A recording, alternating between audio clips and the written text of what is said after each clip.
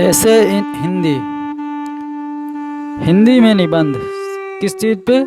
सच्चा धर्म पर निबंध। ऐसे एंड ट्रू रिलीजियन। ऐसे एंड ट्रू रिलीजियन, सच्चा धर्म क्या है उसी के ऊपर आपको एक निबंध लिखना है।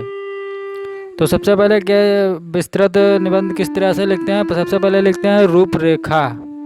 उसके अंडर में क्या क्या आता है रूपरेखा के? नंबर 1 पे है प्रस्तावना, नंबर 2 पे है धर्म के तत्व, नंबर 3 पर है धर्म और संप्रदाय, नंबर 4 पे है भारत में सांप्रदायिकता की समस्या, नंबर 5 है संतों, फकीरों और साहित्यकारों के उपदेश, नंबर 6 है सच्चा धर्म और उसकी शिक्षा, एंड लास्ट में उपसंहार। इसी तरीके से लिखा जाता है। कोई भी निबंध आप लिखेंगे तो सबसे पहले आप रूपरेखा लिखेंगे और रूपरेखा के अंतर्गत आपको जितने भी मेन पॉइंट हैं आपको उन सबको लिखना होता है। ठीक है, आप जो भी मेन पॉइंट समझें उनको आपको लिखना होता है और फिर उस पॉइंट के अंतर्गत आपको विस्तृत रूप से थोड़ा थोड़ा लिखना होता है। और लास्ट में होता है कंक्लूजन, उपसंहार। तो उपसंहार में आपको जो कुछ लिखना हो उसका निचोड़ क्या होता है। जैसे सेंट्रल आइडिया वो इंग्लिश की होती है, उसको कहते हैं कविता का निचोड़। उसी प्रकार से ये भी निबंध में होता है उपसंहार, आउटलाइन। और ये उपसंहार मीन्स एंड ये रूपरेखा को कहते हैं आउटलाइन। ठीक है, एंड उपसंहार कंक्लूजन। इसी प्रकार से ऐसे लिखा जाता है। अगर कुछ भी प्रॉब्लम हो, कुछ ना समझ में आओ तो कमेंट करके पूछ लिया करो।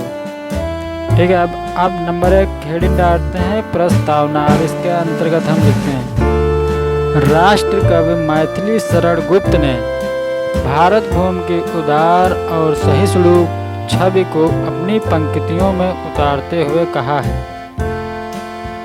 पंक्तियां आप लिखना है आपको। भारत माता का यह मंदिर, समता का संवाद यहाँ, सबका शिव कल्याण यहाँ है, सब पावे सभी प्रसाद यहाँ। वो सही नहीं, वो सभी हैं, सभी प्रसाद यहाँ। फिर इसके अंतर्गत कुछ और लिखते हैं भारत भूमि की महानता उसकी विशाल जनसंख्या तथा भू क्षेत्र के कारण नहीं है, अपितु उसकी भव्य और अनुकरणीय उदार परंपराओं के कारण रही है। यह इसके अंतर्गत प्रस्तावना के अंतर्गत हो गया। अब दूसरी हेडिंग है धर्म के तत्व। अब इस धर्म के तत्व के अंतर्गत क्या लिखेंगे? भारतीय मान्यता के अनुसार क्या है? धैर्य, क्षमा, आत्मसंयम, चोरी न करना, पवित्र भावना, इंद्रियों पर नियंत्रण। इंद्रियों मीन्स जानते हो, ये 5 इंद्रियां होती हैं मनुष्य की। हाथ पैर मन ये सब इंद्रियां होती हैं। हाथ पैर की उंगलियां और ये मन और ये सब बुद्धि जो होता है ये इंद्रियां होती हैं मनुष्य की। मतलब एक प्रकार से आप कह सकते हैं कि अपने मन पर फुल कंट्रोल, पूर्ण रूप से नियंत्रण। ठीक, इंद्रियों पर नियंत्रण यही होता है। बुद्धिमत्ता, विद्या, सत्य और क्रोध न करना, ये सभी धर्म के 10 लक्षण हैं। अब देखते हैं धर्म और संप्रदाय। धर्म अत्यंत व्यापक विचार है।